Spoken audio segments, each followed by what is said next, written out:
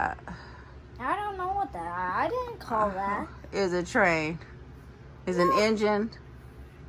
No. Gosh. This is so cute. Maybe it's a ship. It looked like a train to me. I guess it could be a ship. The world needs more purple people. Hey, this book is about me. My name is Purple. And the book is called The World Needs More Purple People. Yeah, okay. This book is by Christine Bell and Benjamin Hart. Ta-da! Follow my guide to become a purple person. How to be a purple person. Now you have been asking yourself, why in the world, or why in the whole wide world would you or would I want to be purple? Okay, let me read that again. Now you may be asking yourself, why in the whole wide world would I want to be purple? Well, you're asking the right person because I'm purple. Okay?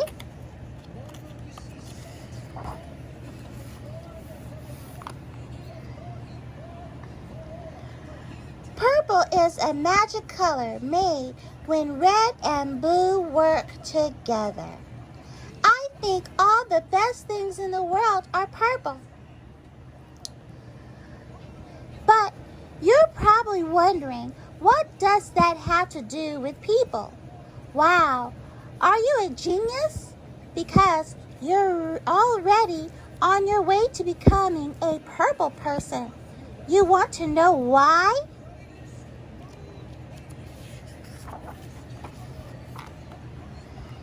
Step 1, ask really great questions. My dad says purple people ask great questions.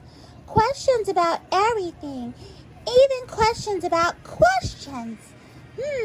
Questions about questions. Okay. Hi, Dad. Or hey, Dad. How far away is outer space? Have you ever met a dolphin? How many dolphins live in outer space?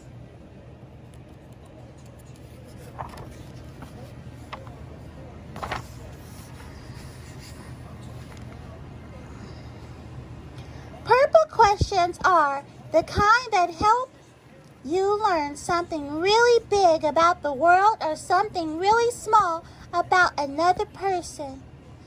How tall is the world's tallest rainbow? What's your bear's name? Charlie, he says.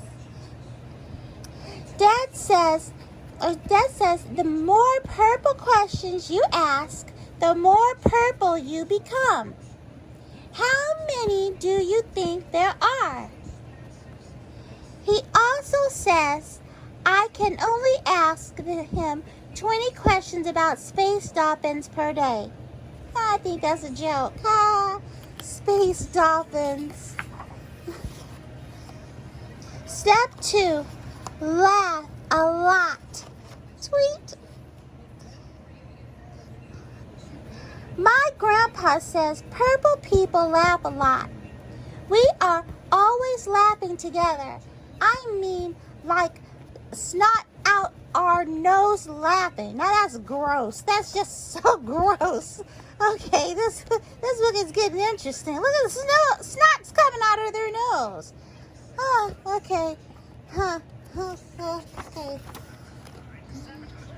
We laugh at books. We laugh at jokes.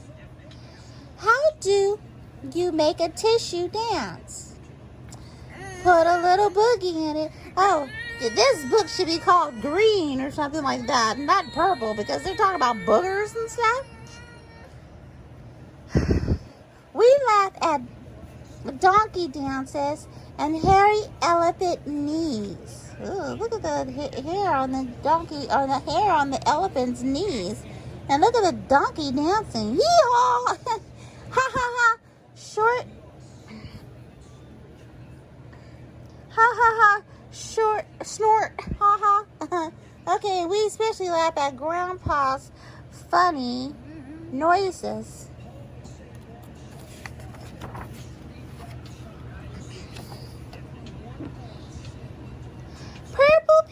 Purple laughing helps us remember the things we share and forget what we thought made us different. And it's almost impossible to be angry when you're laughing. Try it. I dare you. I dare you. Okay. Grandma says the more purple laughing you do, the more purple you become. She also says Grandpa's noises are her favorite funny noises in the whole wide world. Wanted to be farts. And I don't think she thinks that's funny. I'm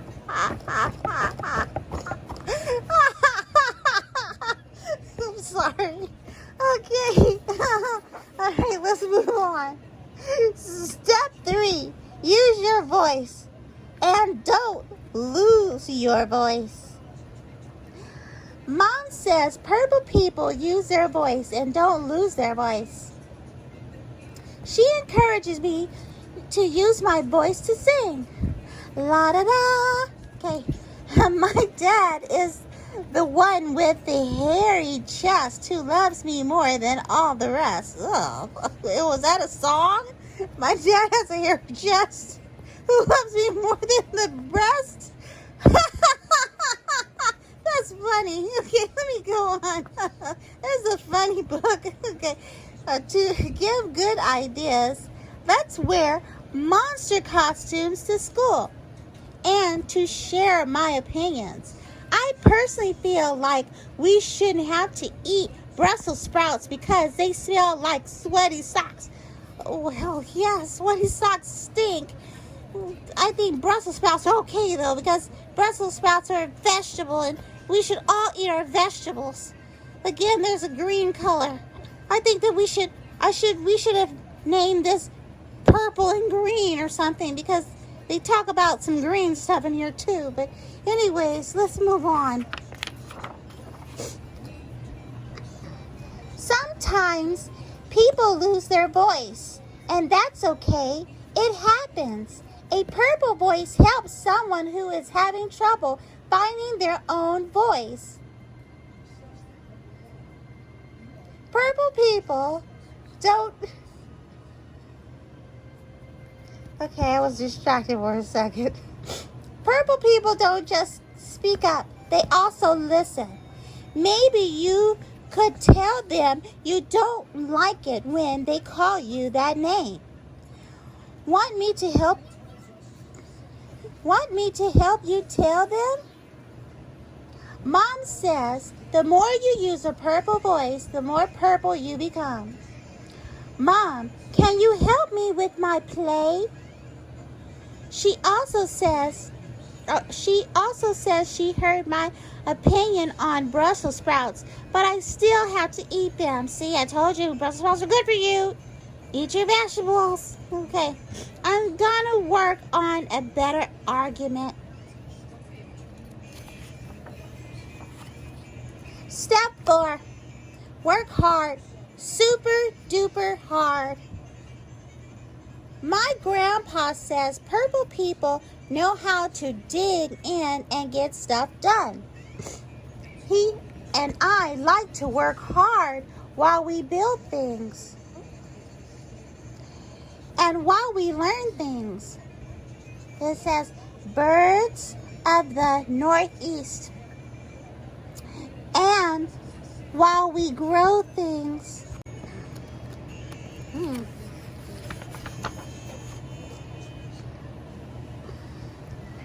purple work is the kind of work that's done together to change something that needs changing. What do we want? More playgrounds. When do we want them? Now. It sounds like, a protest or something. What do we want? More playgrounds. When do we want them? Now. Oh, such demands. Okay, find something that needs fixing or help someone who needs helping.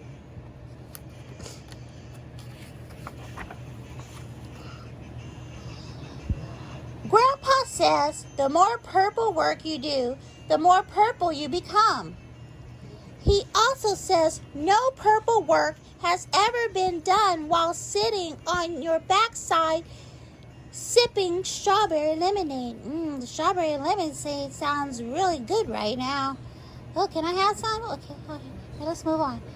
Okay, are you ready for the last step? Are you ready? Are you sure? Are you sure you're sure? Are you really? Okay, drum roll, please. That was a pretend drum roll, okay? That was a pretend drum roll. Step 5, paint yourself purple. Okay, this girl has a pretty good idea to become purple like me. Hey, but I'm really purple and she painted herself purple. Hopefully she can wash that off. Yeah, don't try this at home. Okay, just kidding. Okay, so she even says it's a joke. Don't paint yourself purple. Okay, well, that's not the way to become a purple person. Actually, being a purple person has nothing to do with what you look like. Unless you're me, because I'm purple. Okay, my teacher says purple people look all sorts of ways. Okay. They are big and small, old and young. Some wear cool coats, some wear shorts with lots of pockets, and some wear funny hats. She says some purple people feel blue sometimes and red other times, and some purple people even have green hair. There's green again. There's green. There's green again. Okay. Okay, step 5. Just be the real you. Like my teacher always says, purple people come in every color you can dream up and every size you can think up. The only way to be purple is to just be you, because you're the only you we've got.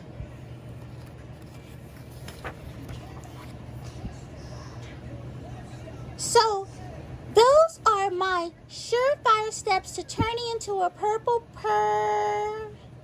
Hey, wait a minute. You ask really great questions. You laugh a lot. You use your voice all the time. You are a really hard worker, and you are totally you. Well, I'll be a llama's mama. You've been beautifully purple this whole time.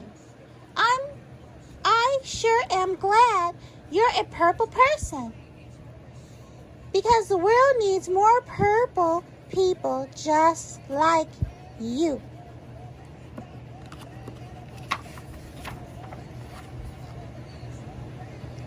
The end.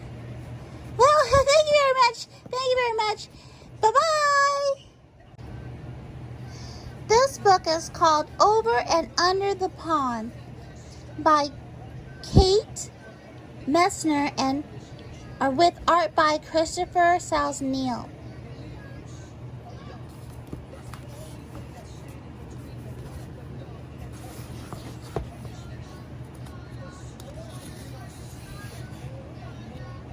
It says, over the pond, the water is a mirror reflecting the sky, but under the pond is a hidden world of marrows starting, beavers diving, tadpoles growing. These and many other secrets are waiting to be discovered over and under the pond.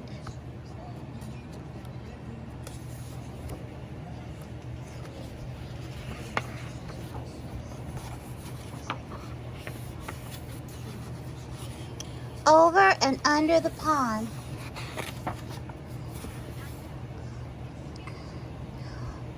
the pond we slide, splashing through lily pads, sweeping through reeds.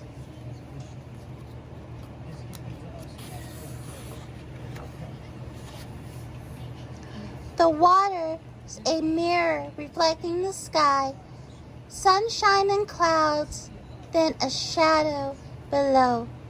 What's down there, I ask. Under the pond, Mom says.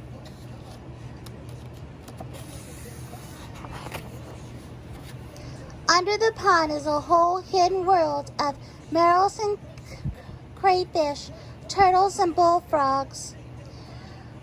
We're paddling over them now.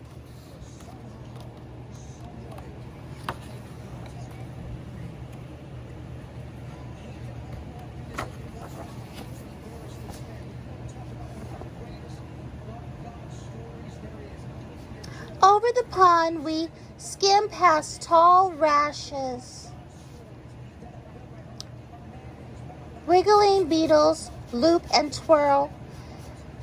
Skaters on a warm summer surface. Under the pond, minnows dart through, waving forests of grass, while a brook trout lurks ready to lunge.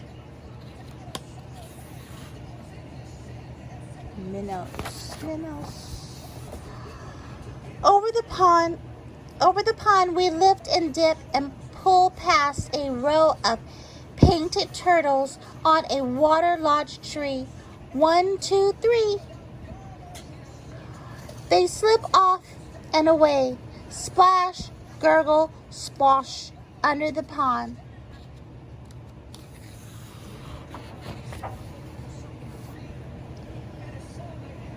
Over the pond, cattails rustle and sash in the wind. Listen close.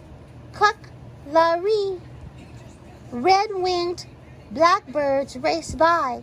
One has grass for her nest.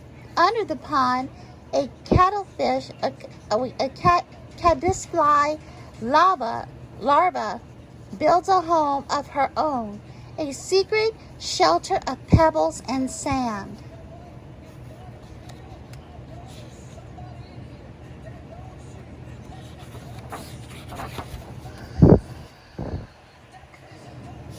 Over the pond, the shadows of trees lean out from the shore. We coast under a low-hanging branch. A moose looks up with a mouthful of water lilies.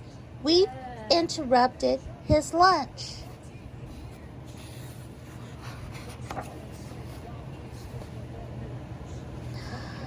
Under the pond, beavers dive deep.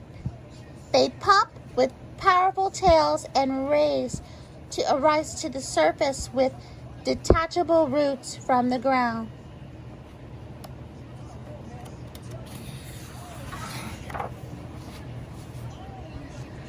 Over the pond, the wind gives us a push and stirs the light dribbled leaves on shore. There, on a branch, a new goldfinch tweeters, finally ready to fly. Under the pond, tadpoles are changing, learning to hop. They're losing tails, growing legs, growing up.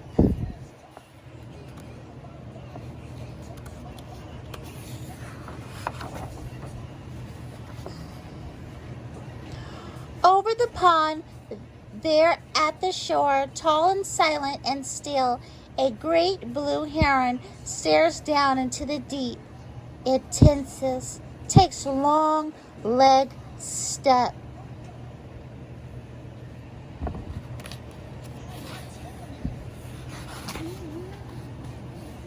And strikes.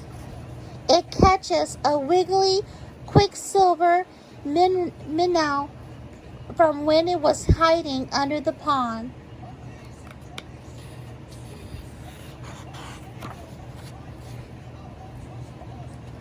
Over the pond we drift, heads tipped up to the sun.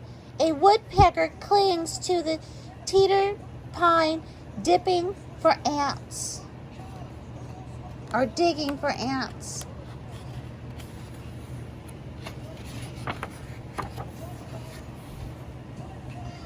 Under the pond, an outer clays for freshwater mussels. Under the pond, an outer claws for freshwater mussels.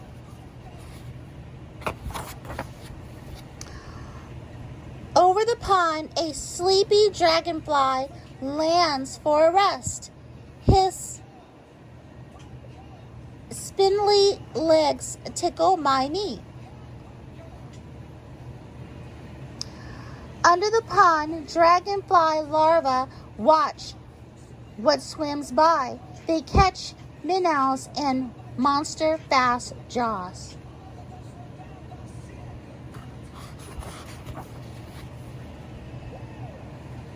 Over the pond, the shadows stretch. Ospreys circle on quiet wings. Raccoons and mink stalks the shoreline for supper. Under the pond, with a flap of a tail, a crayfish disappears in the dark.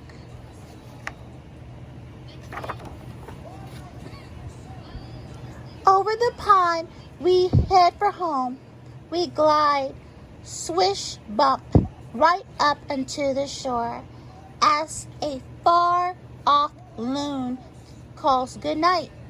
The sky turns from sunset to dusk to dark. Night settles over the pond, and powering catfish and drowsy turtles, the scuttling clayfish and tadpoles turned frogs, wading herons, and stalking raccoons.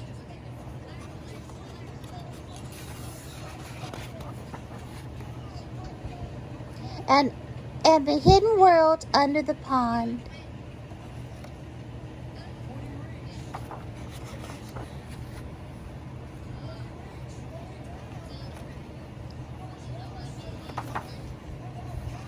Okay, so let's read about the animals. Here it says about the animals.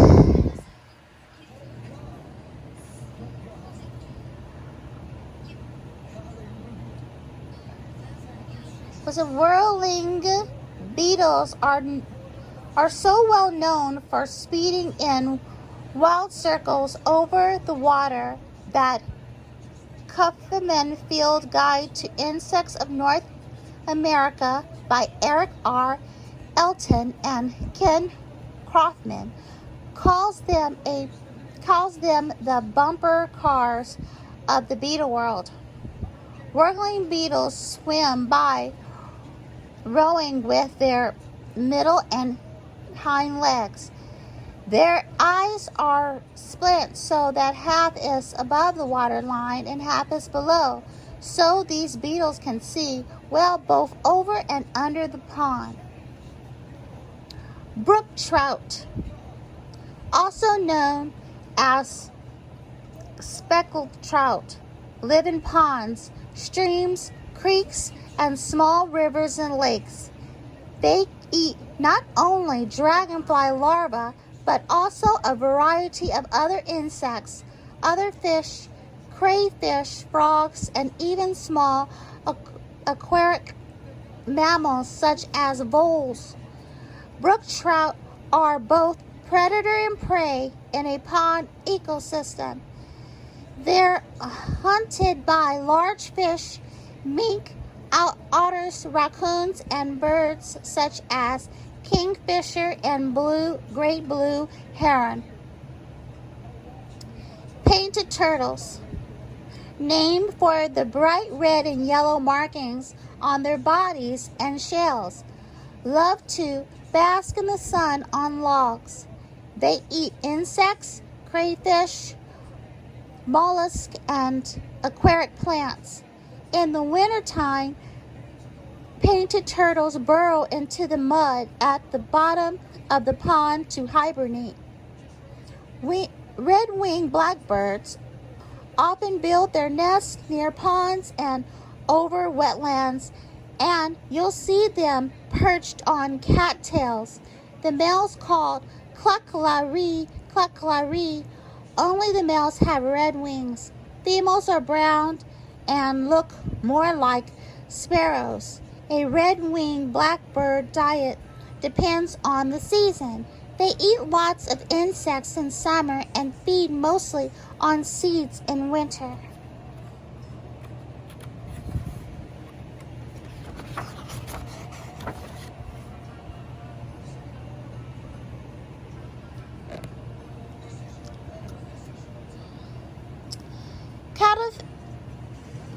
Caddisfly larvae are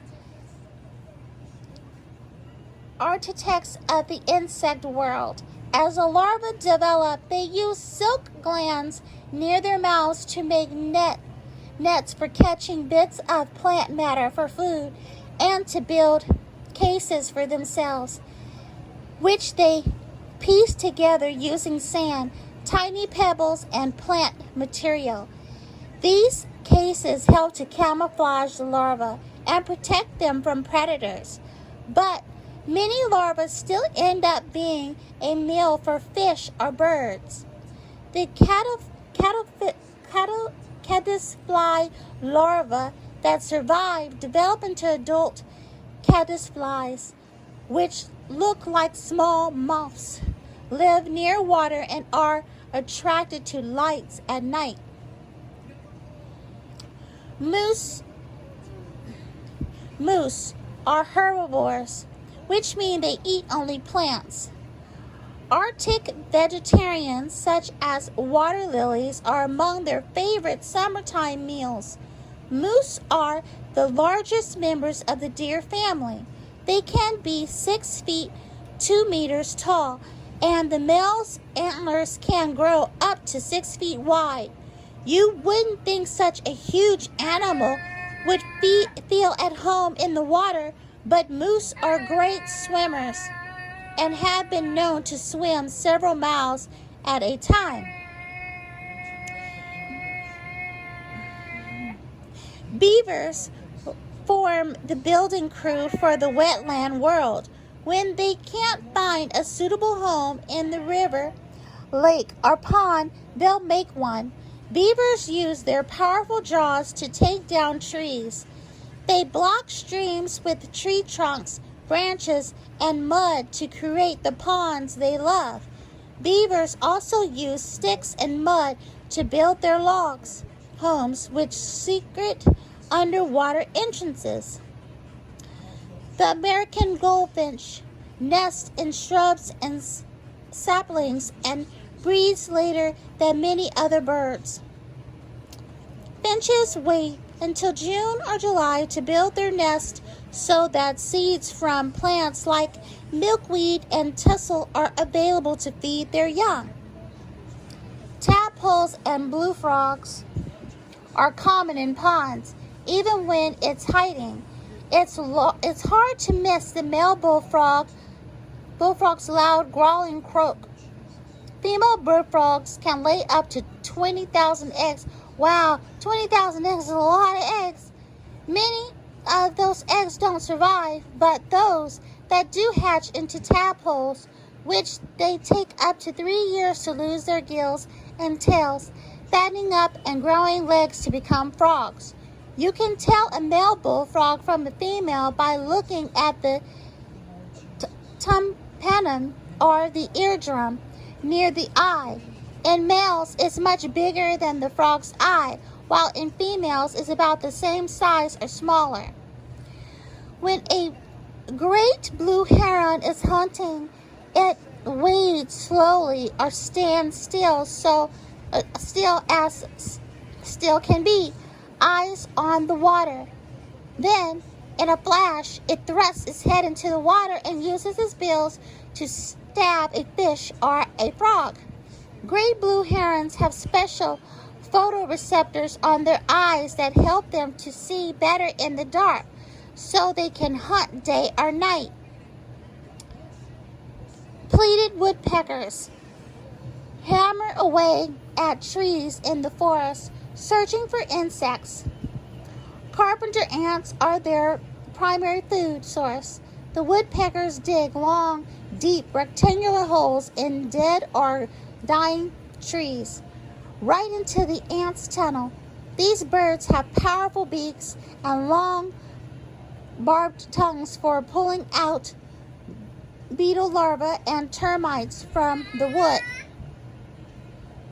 River otter live in barrels on the shore of lakes, ponds, rivers, and marshes, and comes into the water to hunt for fish, freshwater mussels, which they crack open on rocks. Crayfish, frogs, and turtles.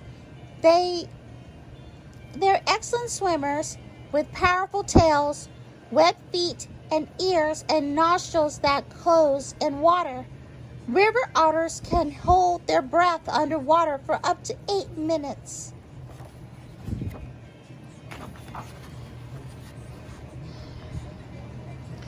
Dragonflies love ponds and other wetlands because there are so many insects to eat. Dragonflies have 4 wings that can move independently, allowing this insect not only to fly by, also to hover like a helicopter over the pond. These blue dashers dragonflies, also known as blue pirate, catches bugs in the air and may devour hundreds in a single day. Dragonfly larvae are just as fierce while they're developing underwater. They eat mostly aquatic insects and other larvae, but have even been known to catch small tadpoles and tiny fish in their powerful jaws. Osprey are master anglers that fly over lakes, ponds, and rivers, watching for prey. When they spot a fish, they dive feet first, clench an unlucky fish in their talons, and carry it back to their perch or nest to eat or to feed their young. Some osprey are seasoned travelers as well. Some may travel more than 100,000 miles, migrating over a lifetime. Raccoons are herbivores, which means they eat both plants and animals. They'll gobble fruits and greens, raid nests for eggs, and hunt for crayfish and frogs. Raccoons have super fast paws and fingers that are good for grabbing their prey. In northern climates, they eat a lot in the warmer months because they sleep a lot during the winter, using up the stored fat. Monk live in barrels in the bank of ponds, rivers, and lakes. They're champion swimmers and can dive up to 16 feet, 5 meters deep in search of prey. Mink eat a wide variety of pond creatures, including crayfish, frogs, fish, and small mammals. They don't have many natural predators other than bobcats and coyotes. Their biggest threat is humans, who trap them for their fur. It should be no surprise that freshwater crayfish and lobsters are related. Crayfish look like miniature models of their saltwater cousins, complete with claws that can pack quite a punch. Crayfish eat aquatic plants, worms, a bit of decaying matter in water. When they're threatened, they rear up and their claws hide high, then flick their tails to propel themselves backwards to take cover under a log or rock. Catfish are named for the barbels around their mouths, which resemble a cat's whiskers. Most catfish are bottom feeders that prowl the bottoms of ponds and lakes and use their flippers to search out food and find their way in the dark, deep water. The bullhead, one kind of catfish that lives in North America, has a varied diet that includes insects, dead or alive, other fish, crayfish, fruits, or grains that drop into the water. Wow, so I have a different perspective of catfish. Okay. Anyways, so it says that here it has further reading. If you like to read more about pond life and ecosystems, you might enjoy the following resources.